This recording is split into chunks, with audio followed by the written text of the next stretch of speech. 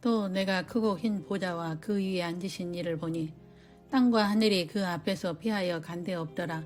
또 내가 보니 죽은 자들이 큰 자나 작은 자나 그 보좌 앞에 서 있는데 책들이 펴 있고 또 다른 책이 펴졌으니 곧 생명책이라. 죽은 자들이 자기 행위를 따라 책들에 기록된 대로 심판을 받으니 바다가 그 가운데서 죽은 자들을 내주고 또 사망과 음부도 그 가운데서 죽은 자들을 내주매 각 사람이 자기의 행위대로 심판을 받고 사망과 음부도 불못에 던져지니 이것은 둘째 사망 곧 불못이라. 누구든지 생명책에 기록되지 못한 자는 불못에 던져지더라. 계시록 20장 11절로 15절 말씀입니다. 성경은 하나님의 시나리오를 기록한 책으로 알파와 오메가이신 삼위 하나님께서 창세전의 모든 계획을 세우시고 그 계획대로 역사를 통치하시고 이 세상 6천년의 역사를 통하여 하나님의 계획을 알게 하시고 하나님의 구원 계획을 계시하신 책입니다. 창세전의 십자가 사건을 계획하시고 그 계획을 이루시기 위하여 아담이 타락한 후에 사단에게 이 세상 7천년 동안 해야 할 일을 말씀하시고 그 말씀을 이루시기 위해 구약 4천년의 역사 속에서 십자가 사건을 이루시기 위해 보여주신 역사 드라마와도 같습니다. 내가 너로 여자와 원수가 되게 하고 내 후손도 여자의 후손과 원수가 되게 하리니 여자의 후손은 내 머리를 상하게 할 것이요 너는 그의 발꿈치를 상하게 할 것이니라. 창세기 3장 15절입니다.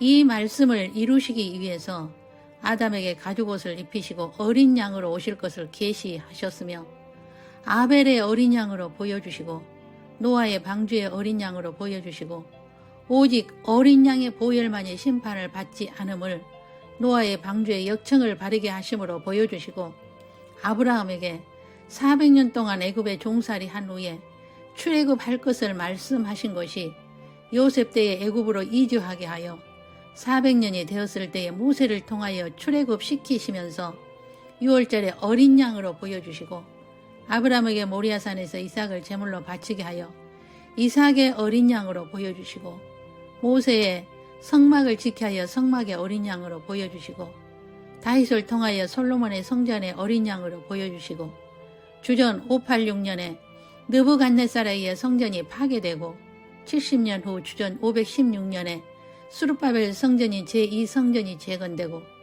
20년에서 주후 26년까지 헤롯 성전이 건축하고 있을 때에 예수님은 헤롯 성전에 들어가시고 자신이 성전이라고 말씀하시고 어린 양으로 죽으실 것을 말씀하시고 세례 요한을 통하여 세상 죄를 지고 가는 하나님의 어린 양이라고 증거하게 하시고 가나의 포도주 사건을 통하여 자신의 죽으심을 보여주시고 성전에서 장사하는 그들을 향하여 성전을 무너뜨려라 3일 만에 일으키리라고 자신의 죽으심과 부활을 말씀하신 것은 구약 4천년 동안 동물의 피로 죄사함을 받은 것을 예수님이 자신의 피로 영원한 죄사함을 주실 것이라 하시고 십자가에서 숨을 거두실 때에 성소의 휘장이 갈라지고 다 이루었다고 하셨습니다.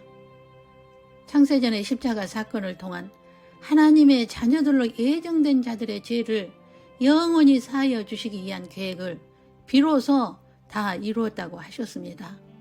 그러므로 구약 때에는 백성의 죄를 사함받기 위해 제사장이 대신 제사를 드렸으나 예수님의 십자가 사건으로 예수님의 보혈로 죄사함을 받은 하나님의 자녀들은 예수 그리스도의 이름으로 담대히 아버지께 나아갈 수 있게 된 것입니다.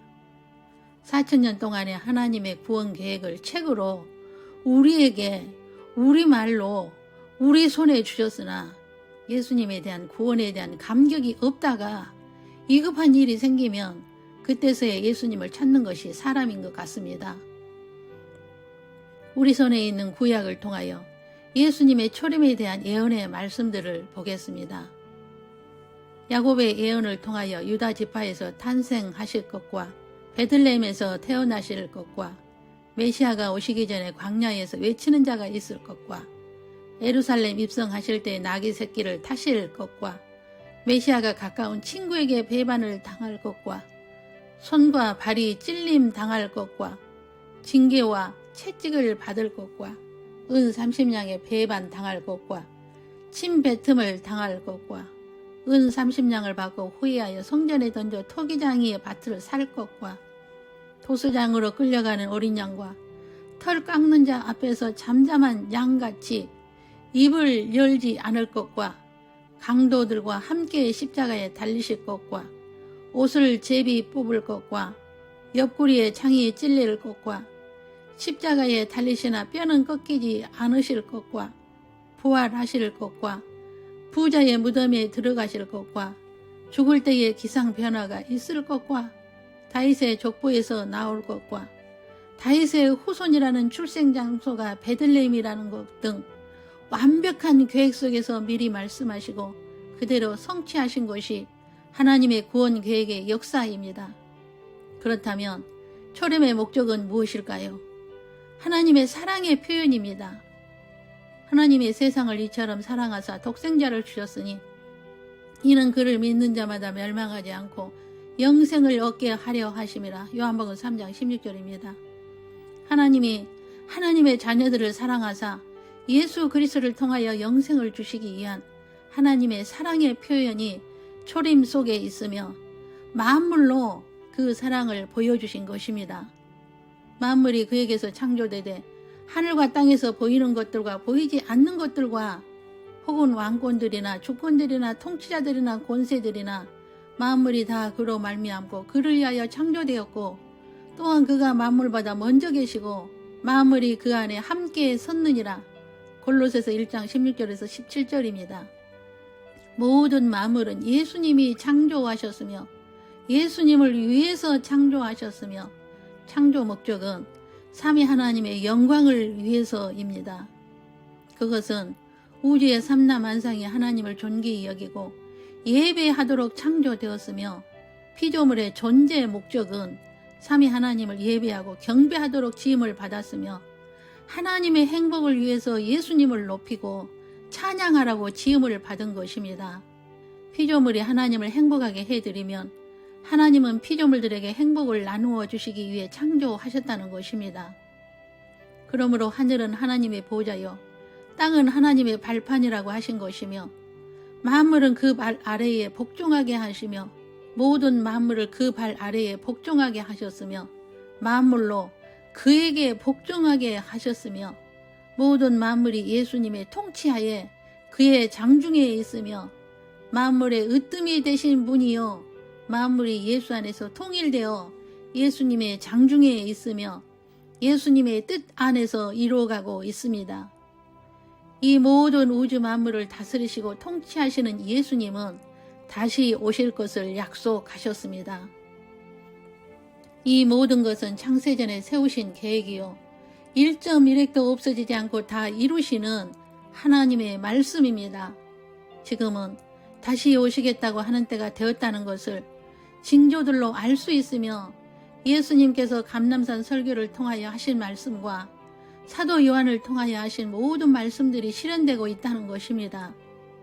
초림의 예수님은 십자가를 지시기 위한 하나님의 사랑으로 오셨지만 재림의 예수님은 심판주로 오십니다.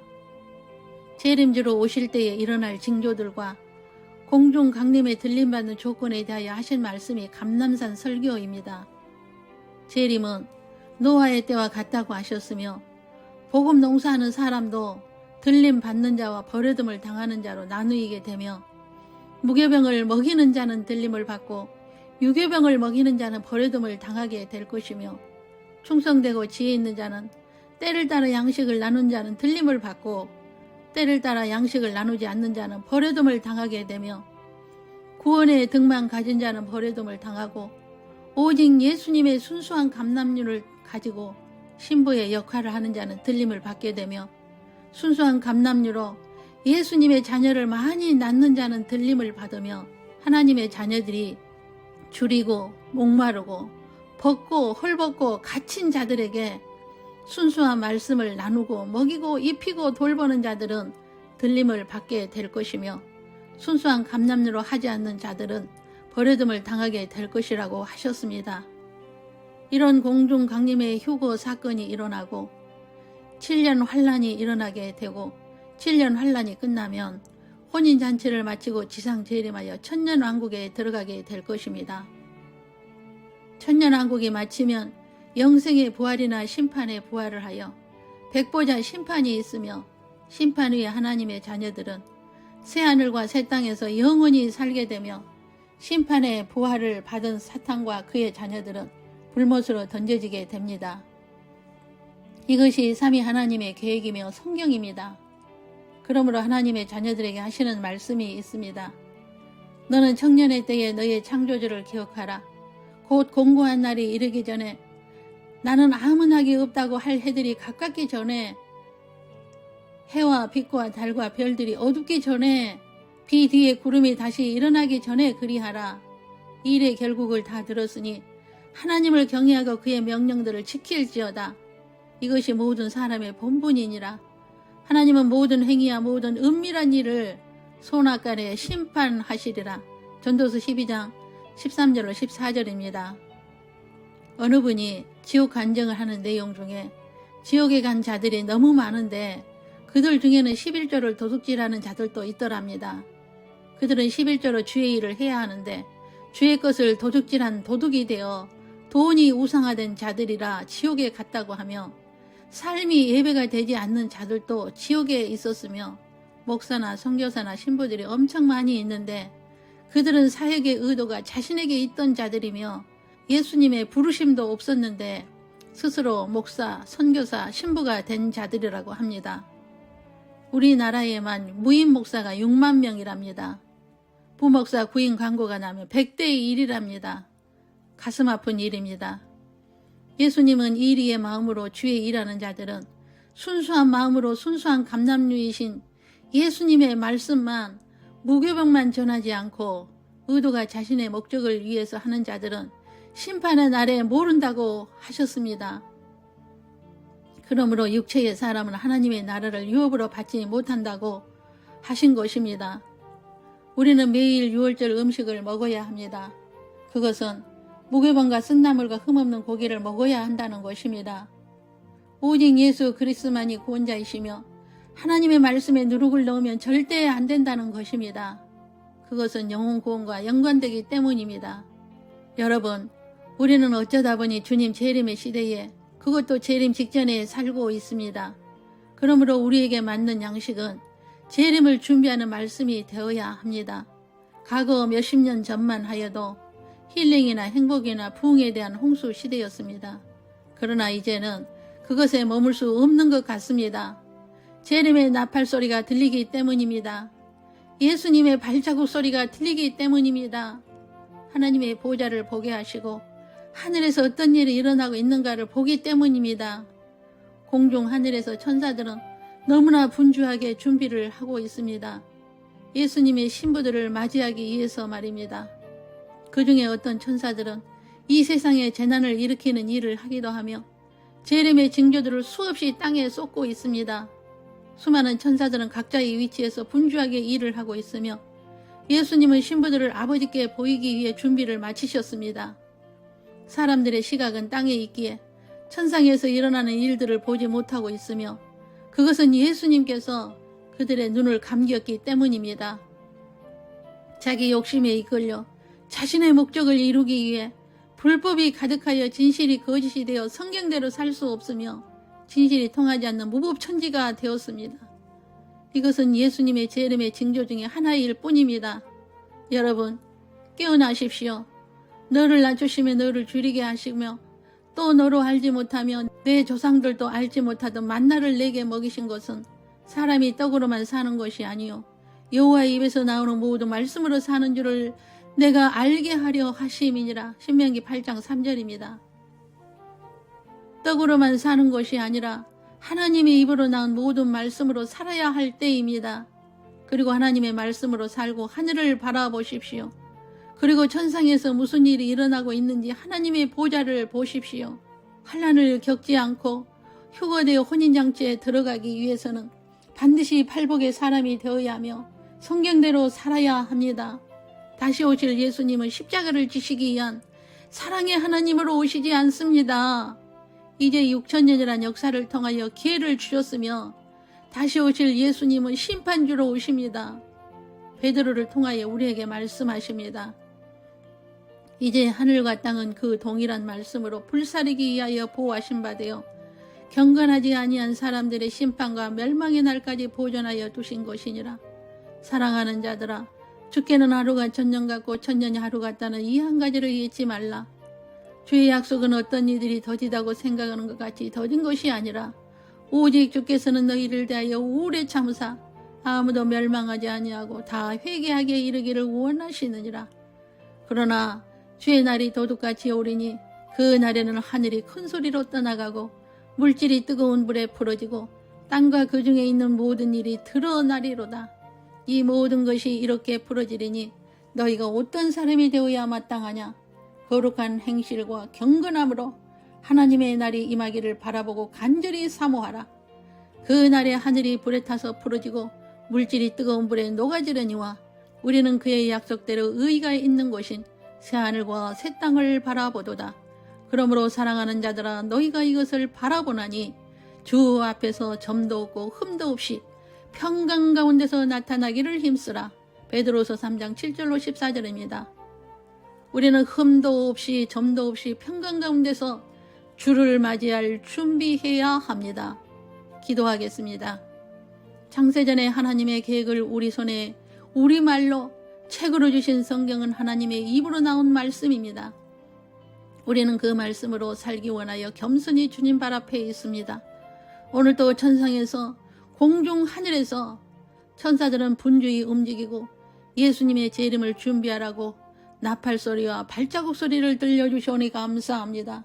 잠깐 후에 오실 주님을 공중의 혼인잔치에서 뵙기를 오늘도 6월절 음식을 먹습니다. 그리하여 환난을 공중에서 내려다볼 수 있는 은혜를 얻기 위하여 자신을 쳐 복종합니다. 창조 목적대로 하나님을 경외하고 찬송합니다.